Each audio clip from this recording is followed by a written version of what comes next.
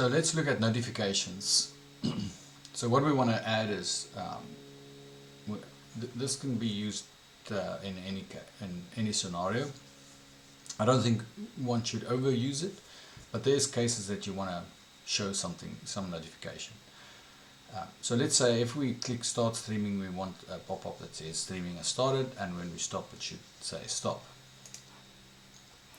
Okay, the first thing that you now have out of the box to use is something called notification or notifier. So you can import notifier from notifier, and there's a few methods on there that you can use.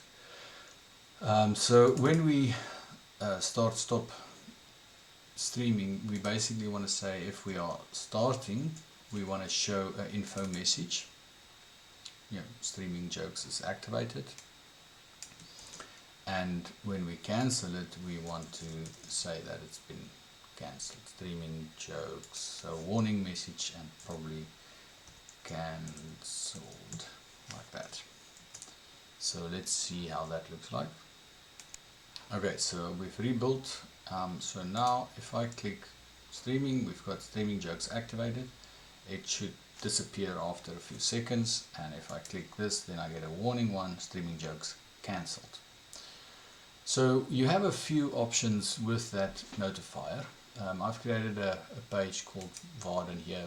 We'll add some more stuff to it later, but just so that you can see a few of the options. So info is one that you've seen. Success, so you can make it a success message, and for any of the messages you can also tell it where it should be placed. So in success I've placed at the bottom full screen.